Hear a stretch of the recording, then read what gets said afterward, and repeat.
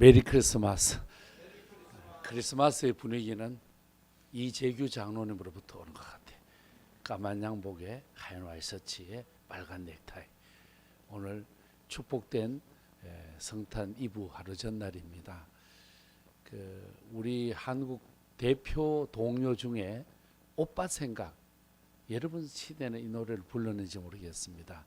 듬뿍 듬뿍 듬뿍새 논에서 울고 하면서 마지막에 보면은 우리 오빠 말 타고 서울 가시면 비단 구두 사가지고 오신다더니 1923년 최순애라고 하는 어린이가 쓴 글이죠. 12살 최순애가 일본에서 돌아온 오빠가 계몽 운동을 하기 위하여 이제 서울로 오셨고, 이 노래를 쓴 최순애는 수원, 그 당시엔 화성이라고 그랬는데 이 화성에 있었더랬습니다. 근데 이 오빠와 나이가 몇 살 차이 나느냐? 8살. 전라도 말로 8살 차이 나는데 이 오빠를 기다리는 그 깨끗한 마음, 순수한 마음. 우리 오빠 말 타고 서울 가시면, 그때 교통수단이 이미 경부선 기차가 있었습니다. 그런데도 말 타는 쪽에다가 서정적인 곳에다 두면서 오빠를 그 기다리는 마음. 어쩌면은 우리의 신앙은 기다림이고 성탄도 기다림이고, 성탄은 우리가 오신 주님을 기다리는 거고, 또 성탄을 맞이하는 저나 여러분은 오실 주님을 기다리고 있습니다. 그러기 위해서 성탄 때가 되면은 우리는 성탄절 장식을 하는데, 그 중에 빼놓을 수 없는 것이 뭐냐면은 이 성탄절 추리, 성탄 트리라고 그렇게 말합니다.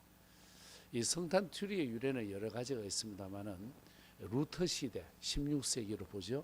그때 루터가 성탄 이브의 예배를 마치고 이제 집으로 돌아가는데, 그 상록수 나무에 가지가 쫙 눈이 살짝 뿌려져 있는데, 그 나무 가지 사이로 보니까 별들까지 쫙 보이는데 너무 찬란한 거예요. 그래서 루터가 나무 가지를 꺾어서 집에 가지고 와서 거기다가 하나 둘 장식하면서 예수의 오심, 예수님을 향한 자기의 마음을 가족들과 함께 표현한 이야기가 전해지고 있습니다. 그러면은 우리 모두 어릴 때나 지금도 성탄 주리를 가정이나 직장에서 아니면은 내가 좋아하는 공간에다가 장식을 하기도 하죠. 성탄절 주리에 필수적으로 들어야 될 4가지가 있습니다.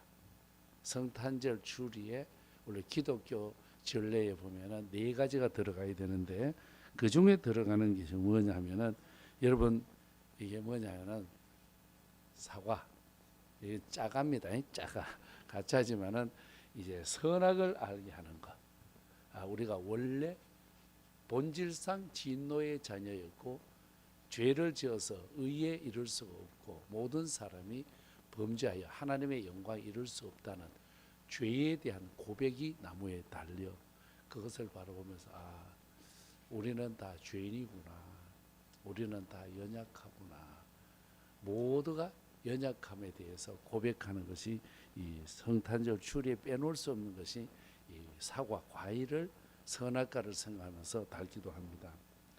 그 다음에 다는 것이 뭐냐면은 여러분 꽃, 백합화죠.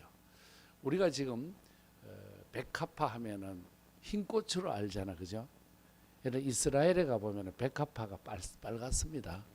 이스라엘의 원래 백합화는 붉은색입니다.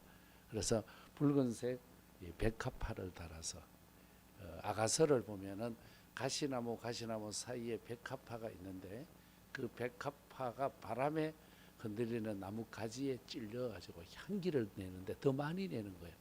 가시에 찔릴 때마다 더 많은 향기를 낸다. 예수 그리스도가 이 세상에 오셔서 우리에게 가시에 찔리는 면류관을 쓰시지만은 영원한 향기를 준다 해서 꽃을 또 달게 되어지고, 그 다음에 다는 것이 뭐냐면은, 여러분 아침에 이걸 보여드려서 미안해요. 배고플 것 같은데, 이것도 여러분 빵이지 않습니까? 요한복음 6장에 보면은 예수님이 생명의 떡으로 오셨다. 생명의 떡으로 오신 예수님을 생각하면서 성탄 주일에 이제 이 빵을 떡을 달아놓고 우리에게 정말 만나를 주셔서 백성들을 살게 하신 하나님, 이스라엘 백성들은 광야에서 만나를 먹었어도 죽었으나 주님의 거룩한 몸, 요한복음 6장을 통하여서 주님의 이 떡, 살을 먹는 자는 영원히 죽지 아니하리라. 그러면서 이 떡을 놓게 되어집니다. 마지막 한 가지가 뭐냐면은 이 양초, 주님이 세상의 빛이라고 하는 것. 요한복음 1장을 통해서도 말씀해 주겠지. 빛, 양초를 다루면서 주님은 우리에 있어서 세상의 빛이다 하는 것을 보여주고 있습니다. 성탄 주일에 네 가지가 필수적으로 들면서 예수님을 향하여 마음이 열려지고 예수님을 높이게 되어지고 예수님을 마음에 모시면서 나는 그리스도인이지. 어떨 때는 그리스도인이라는 자신이 없어가지고 기도해도 혼자 있을 때는 기도하는데 음식점에 가서 누구 있으면 기도하기 힘들어가지고 하기는 해야 되고 보는 사람이 많고 그래서 고개를 푹 숙이고 머리를 손으로 이렇게 만지면서 주님 감사합니다. 이렇게 감사 기도하는 사람도 있고 어떤 청년들은 밥 먹으면서 기도하기는 해야 되는데 사람들이 보기는 보고 어떻게 할까 젓가락을 들고 십자가를 만들고 주님 감사합니다. 이렇게 해서 밥을 먹어서 확신 없는 삶, 자신 없는 그리스도인, 용기 없는 신앙자로 살아갈 때가 많다는 거죠. 그런데 오늘 우리가 이 동방 박사들의 아기 예수를 향한 경배, 황금, 유황, 모략도 드렸다는 것도 있지만은 오늘 누가복음을 통해서는 가장 이렇게 서민들, 낮은 층에 있는 사람들에게 예수가 기쁨의 소식이 되었다는 것을 보여주고 있습니다. 마태복음은 왕으로 오신 예수님, 높은 궁궐에 있는 고관들에게 예수는 왕이다. 족보를 통해서 소개합니다. 마가복음에는 종으로 오신 주님, 가장 천한 삶을 사는 노예, 남들의 집에서 머슴살이하는 이 종들에게 복음이 예수 그리스도가 오셨다는. 그래서 마가복음 10장 45절에 보면 인자에 온 것은 많은 사람의 대속물이 되러 오셨다. 섬김을 받을 홈이 아니라 섬기러 왔다. 대속물에 대한 예수님을 소개하죠. 그런데 누가복음은 다릅니다. 들판에서 양을 치는데 지금 예루살렘이 있으면은 예루살렘에서 양을 치는 것이 아니라 지금 먼 거리 베들레헴을 떠나 있는 베들레헴을 중심으로 해서 먼 거리에 있는 사람들. 근데 이 목자들이 양을 기르면은 이 양이 어디로 가느냐? 그 중에서 아주 신하고 깨끗하고 이런 것들은 구별해서 제물로 바쳐지는 양들입니다. 근데 오늘 성경에 보면은 이들이 밤중에 양들을 돌보았다. 추운 날씨다.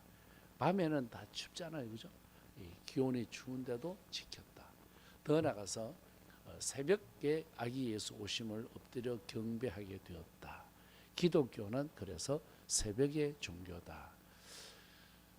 여러분 데이터에서 이게 정확한지는 모르지만 제가 그냥 글을 읽는 중에 보니까 미국의 갑부들 중에 몇 시에 일어나야 되느냐 6시 이전에 일어나는 사람이 갑부가 된대요.